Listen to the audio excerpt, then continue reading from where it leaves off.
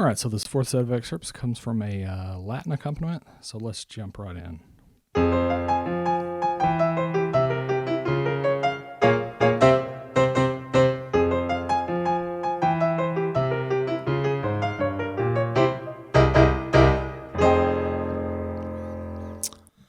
All right, I'm going to put a little basic samba behind that.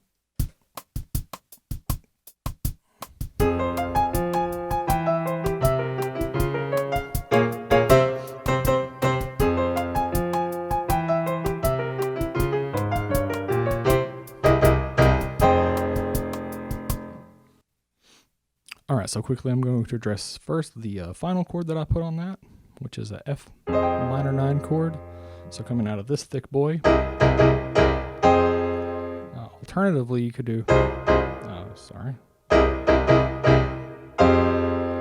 that one's a little tricky for me because I tend to play it with the thumb on the A flat and the G. You could do it like this and get these separated. Neither of those is terribly comfortable for me, but they work. And yeah, the chord leading into that is delicious. Something to catch about this is a great example for ear training, I think, overall. It's why theory can be so valuable in trying to get better at playing by ear, picking things out. Because once you understand what's happening, you almost can't not hear things going on. So the big part of that chord is the sharp 9. And essentially, the way you'll see sharp 9s written a lot of times is not with it technically voiced as the sharp 9. In this case, that would be a D sharp, would be the sharp 9. But in this case, it's written as an E flat. So what you want to look for when you're listening for that sharp 9 sound is the split third. So you'll have the major third and the minor third. So if I have this major, C major triad, if I have the E and I have the E flat, and that's just the 1, the 3, and the sharp 9. That has most of the quality. You will hear that in lots of places. Now this chord also adds the 7th, which you're almost always going to hear is that dominant 7th on there. Very intense, and you've got this tritone here. And then for even more good measure, they've added the sharp 5. Now a lot of times you'll hear your C, dominant 7 with a sharp 5 on it. That kind of thing, or maybe a voicing like that. In this case, they just have all of it. They threw in the kitchen sink and just... You'll hear that a lot in this style of music. Really like the chord, really fun and crunchy. And once you know what that chord is, you almost can't not pick it out. So in the future, you're probably going to hear this really... You're going to go, it's a sharp 9 chord. So really useful just to have those kinds of things that just stick out. You keep adding those to your tool belt, and then you get to where you can pick out a lot of very specific sounds and a lot of things. So next I want to talk about some style things. I'm going to address one major one here, and we'll get into some other ones when I get to the next lick, so I'm not talking too much. So mostly I went for this very detached. I like this detached thing on the top. Right? So as opposed to... sorry. I don't like that as much. It feels lazy or something.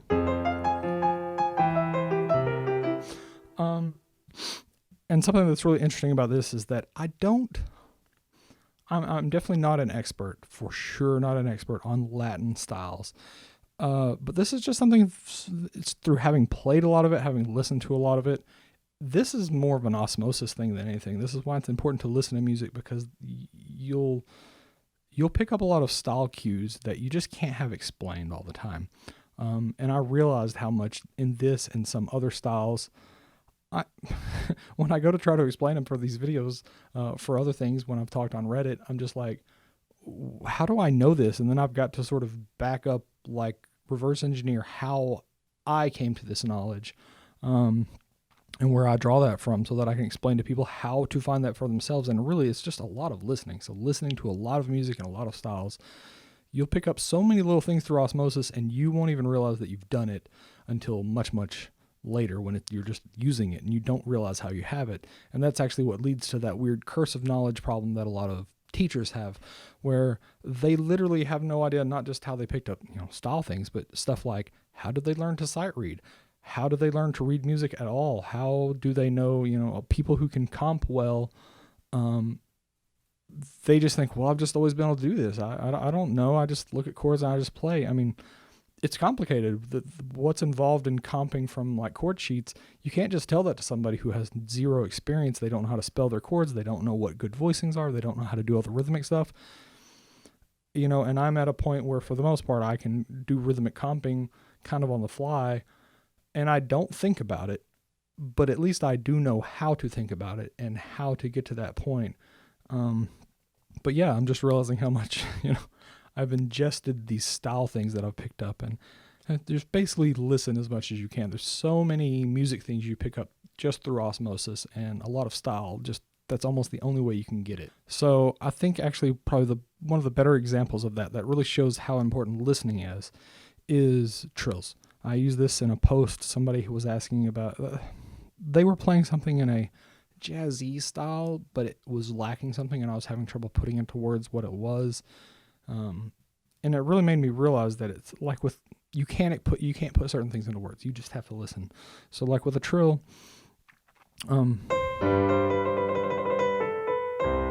that's sort of a graduated trill. And what am I even doing? Okay, I'm coming into the trill. I'm not thinking about like relationships there. There are different ways to get in. So you've got the note where you approach. Do you approach from the top or do you approach from the bottom? And then you're getting out. So how fast do you go out of that? Does that feel weird to you? How long do I sit at the end of this trill? Do I linger on one of those notes towards the end?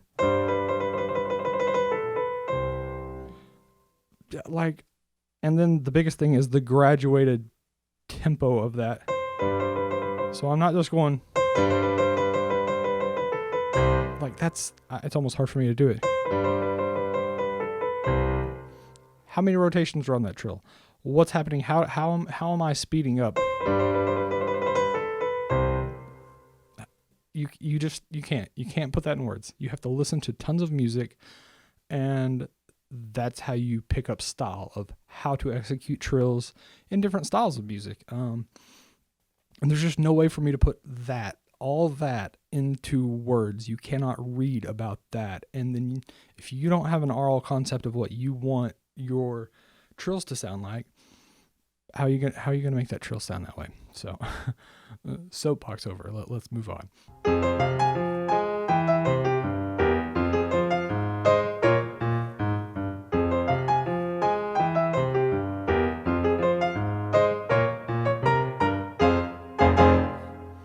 Okay, let's throw this little samba behind it.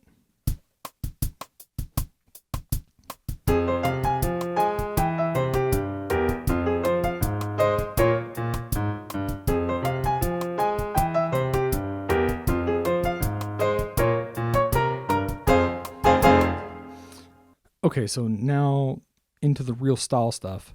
I went and intentionally listened to a lot of Latin bass players. I was trying to listen to just a lot of general Latin music and Latin jazz, and then I really felt like I needed to dial in, so I went and listened to just some people who had some bass playing YouTube channels, and I'd listen to them play to try to get an idea of what I wanted to do, what I felt like was the best approach to the bass line. Ultimately, I found out that there wasn't one answer, and they were doing a lot of different things. Sometimes the same person would use all of the different impulses that I had style matching wise. So the one that I ended up landing on was this very connected,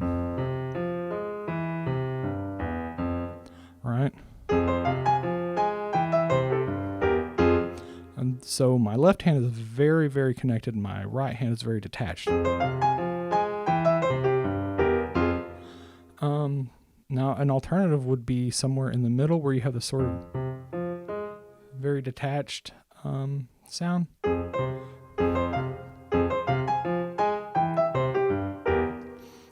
there's a little tone, there's a little extra tone. It's so hard to explain that, but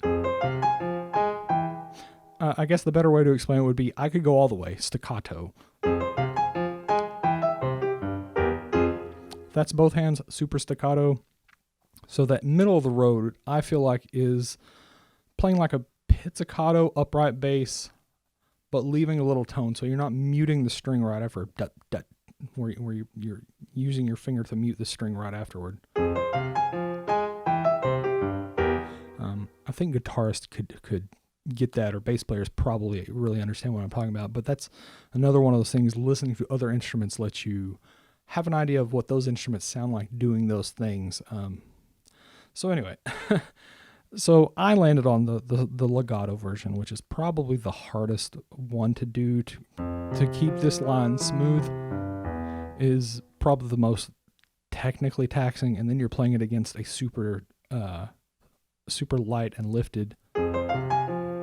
It's kind of hard.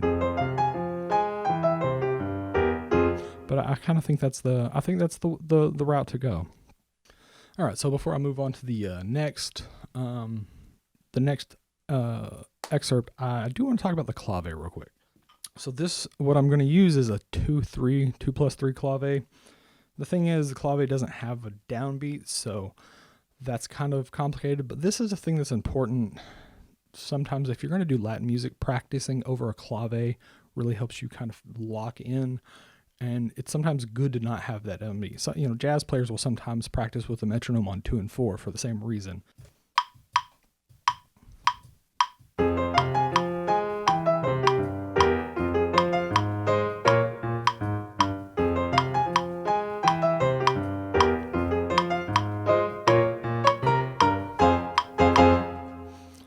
So that was just me playing over the clave. You can see it kind of locks in. You don't have all the drum stuff, but it's useful to be able to practice over that and to hear yourself playing over that. And like I said, for this one, it's a 2+3. So if you are looking for just like a clave, you can always get on YouTube. If you don't have like an app or something that does like rhythm stuff, you can get on YouTube normally. If like for the last video, I was using kind of a real standard rock beat at however many beats a minute. I think I was playing it at 120. So that's the thing where you can just search up rock drums 120 or rock metronome 120. You'll find something like that. For this, if you look for 2+3 clave at whatever tempo you want, you can use that as a bit of a metronome that has that clave so you can play over it. All right, so let's look at the third excerpt here. All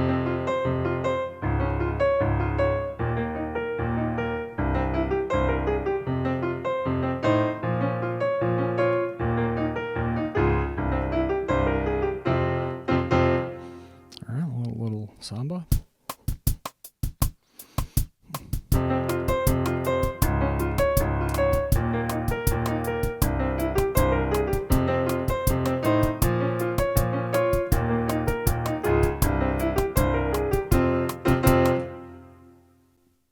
And a little clave.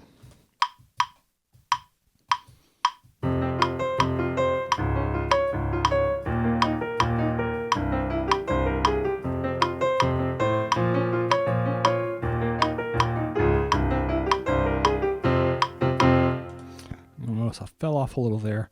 I just didn't lock in, and that is the thing about playing with rhythm tracks, is you will really, especially in those styles, you will really find where you don't quite fit into the groove perfectly, and that's really useful.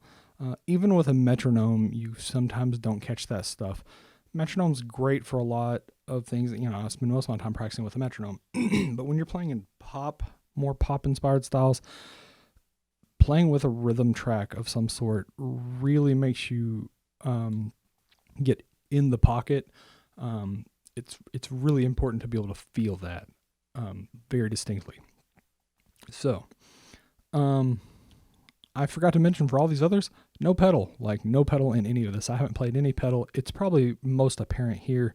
You'll notice with these open fifths in the bass, you're just kind of doing this thing. That has a slightly detached. I'm not fully detaching the bass, so they're not really like fully legato. But for quarter notes, normally if you're going to detach them, they have more of a... I'm somewhere in the middle. I'm falling right in the middle. There's just a little bit of space.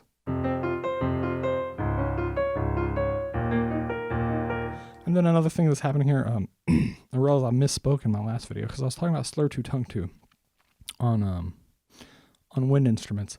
When in that example it was a slur 1 type thing, slur 1, tongue 1. So this last beat of this C bar, where I've got this so like a slur 1, tongue 1 would be, sorry, right? Because it's slur, tongue, slur, tongue. Slur 2, tongue 2 is actually this. So slurring these together and then tonguing those.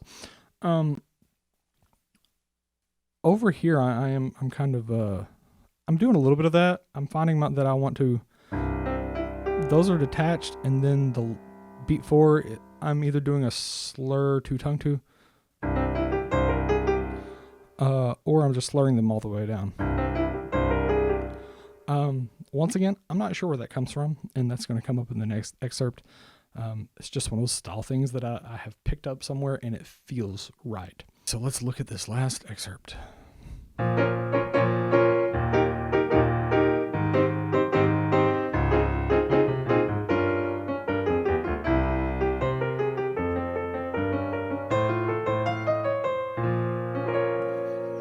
Okay, let's add a little bit of drums.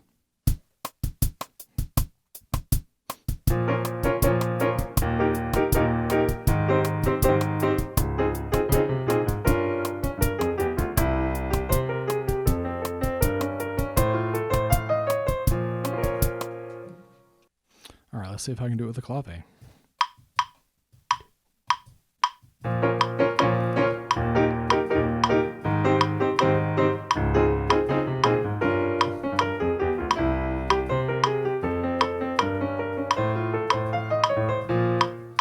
Not quite. I really didn't lock in. This is really showing some weaknesses in my execution, my rhythm, how much control that I have over this.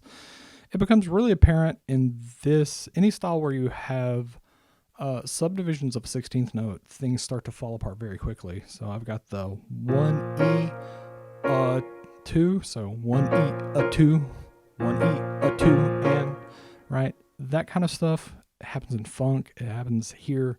Things fall apart very quickly. I'm also playing with a lot of style things. I actually intentionally played slightly different style things on some of those different takes. But you can see how much you really have to have good, solid internal subdivision and rhythmic independence to be able to play cleanly. And it shows why practicing with the clave, which it didn't occur to me to practice more with the clave until just right before I started recording this. And I was like, oh yeah, the clave is super important. I should explain it a little bit. Yeah. So I should have done a little more of that. You can tell how much I'm not locked in. Okay, so let's talk about style stuff. There's so much to talk about here and then talk about more broadly. So the first time, actually I don't know which time it was, but we're going to look at beat 2. So in beat 2 you have 2 eighth notes. One of them is marked on the page with a staccato and the other one is not. So it's basically, if I'm explicit, it's this.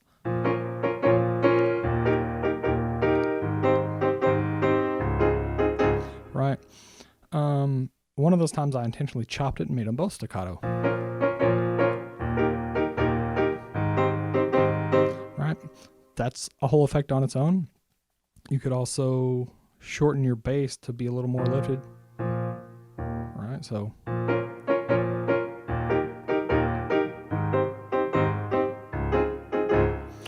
that's an option. You could shorten the bass and then preserve the staccato and then, the sustain on the second note.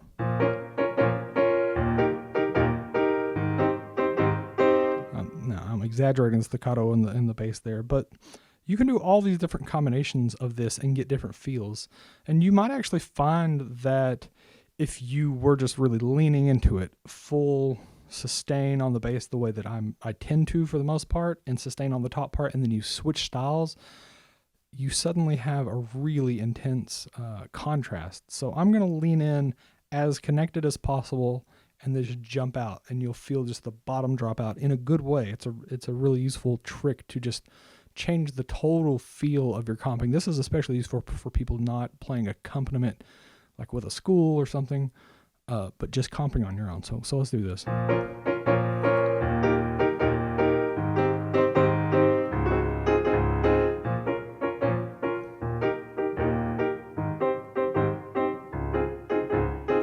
I didn't nail my example there, but you kind of get the feeling like suddenly everything was gone, and the reverse can be true if I took it the other way.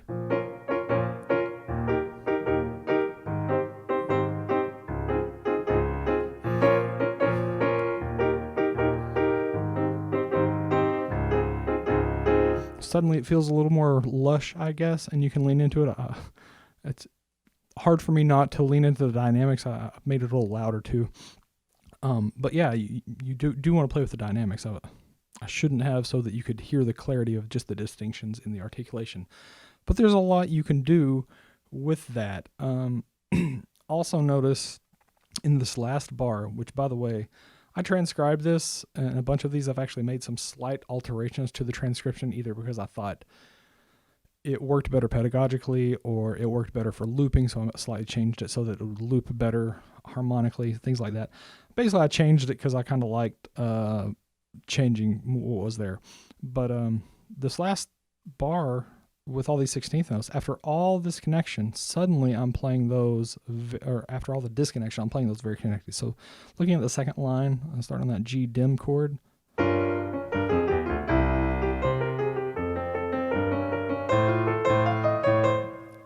So after all of this, really, why am I suddenly... That's all very connected. I'm making that as connected as possible. I don't know. Once again, that's a thing where that feels right to me. For a turnaround like that, leading back in, that feels right. Somewhere through osmosis, I've picked up that is a stylistic cue that just works. So I kind of like that. So now I want to talk a little bit more to accompanists, like maybe gigging accompanists. All of these little differences really highlight how important it is for you to be able to do all of these things. A problem I see with people who have a very classical solo piano background, there's this idea of interpretation and picking an interpretation and it being the correct interpretation. You slave these hours over like how you want your articulations to go, and your tempos and your your rubatos. None of that matters if you are accompanying for a group. I could walk in to accompany this and I like my very connected bass line. Right? And they might just say, could you not? Could you play, like... Could you play that a little more disconnected? I don't like that. Okay. You have to be able to do that. You have to be able to do that. All the combinations of articulations between the two hands, you need to be able to do that. Your interpretation doesn't mean shit to the person who's paying you to accompany them. And it's the same thing. I say this a lot about, it's the same, especially with like retards, because they might not observe the retards at all. So you've practiced with a retard. You can only play with a certain section slowing down.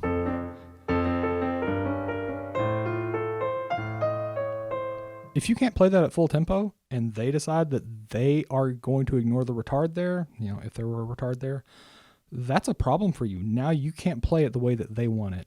And I think I mentioned in the last video, there's the tempo things. Now I'm playing this one under tempo. Luckily, I'm not preparing it for anybody, because if I was, I would be able to play it at tempo. But I'm working on a lot of other things. But you need to be able to play above and below their tempos. If you can only play at the tempo that's marked, you're in trouble, because a lot of times they're going to go faster because they think it needs to go faster. A lot of times they're going to go slower because they think it needs to go slower, or their kids can't keep up. They can't spit out the words fast enough, or you're playing with an instrumentalist on a solo or something who can't quite play something at the marked tempo. And if your hands are on autopilot going at a really fast pace and you can't match their pace, that's a problem. Especially when you're accompanying a soloist, you are there to help them and save them, and they will make mistakes, and you need to be confident enough to recover for them. You need to be able to find where they are and get there. You need to be able to create that. This is where having comping skills, not just reading accompaniments, comes into play for even classical accompaniment. You might need to play things that are not on the page because they are so lost, and you just need to be like, okay, this is the set of chords, and maybe my part doesn't have anything written on the downbeat. They need to hear a downbeat. I have got to just rescue them from themselves. We're in the middle of a performance. Shit is hitting the fan. You have to find a way to make that work. So being able to go any kind of tempo, being able to recover people very quickly, being able to, it's why I write in chords. Some people are really, really good at just looking at the chords and doing the harmonic analysis on the fly. I'm pretty good at it as long as the chords are pretty chill. But man, I have some of my peers who are just incredible. That they can read a lot of things, and they can comp super on the fly without writing in the chords because their harmonic analysis on the spot is so fast, and then they can even reharmonize very quickly on the fly. Those are useful skills. Like there really doesn't need to be this division. Especially if you're going to try to make music a career, there doesn't need to be this division between like a very classical and a very contemporary thing. These contemporary skills are crazy useful for people who are like more formal accompanists. It will just save you so many headaches. And I've seen peers of mine who don't have any contemporary skills. They stress themselves out because they don't know how to triage. They don't know how to simplify a part. They feel like their only option is to play it exactly as it is on the page, and then they'll work with, especially in theater, this is a thing where the theater director is like, can you just do this? Or we're going to cut out these bars. Can you just make this music loop properly? Can you just change the chords and make it work? They don't know how to do that, and it freaks them out, and they're so stressed, and like they just don't have that skill set. They can't simplify the accompaniment. They can't do things to make it, maybe make a rhythm that's written a little less confusing because the chorus can't catch on because the rhythm that's written is so confusing. They don't know how to play anything that's not on the page. So suddenly they don't know how to make it more clear to the chorus. They don't know how to take out a few bars and make it loop differently. That's a problem. If you're looking to be a career musician, do not sleep on these skills. Anyway, that rant over. I think I'm going to actually call it here. As far as all of that, if anybody has, any feedback, I'm happy to hear it. If you want any more details or you have questions about very specific things that were happening in the music here or anywhere else, I'd love to follow up on any of that because I'm sure there are things I didn't cover. There's always those small questions. I run into them myself personally all the time where, it's that curse of knowledge problem where somebody was explaining or writing some material and like they just take for granted a specific thing and they just don't explain it. There's so many things here. I didn't talk about fingerings at all. There are a couple of weird fingering things that I had to deal with working on this. So yeah, let me know if there's any of that. And also, if anybody has any, something I think would be fun to do would be to cover, licks in music, like pulling them apart and kind of explaining them. So if you have any licks from like pieces of music that you, maybe not written down that you want, you'd like me to talk about, I definitely would entertain that. I've really thought about doing that. In the past on Reddit, I have done some really one-off, quick and dirty like things where somebody's like, man, what is Kyle Landry doing here? Everybody always wants to know about Kyle Landry back in the day when he was a lot more popular, and they think it's magic and it's not. And I can break down those licks. I think now trying to work on this more consistently, at least through the summer. That would be a really interesting project to work on, is to take some of those. So if there's anything from a pop song or anywhere and you're like, what's happening here? What's going on? I'd love to talk about that. So anyway, I am going to fully call it here. So thanks. Hopefully some of this was useful.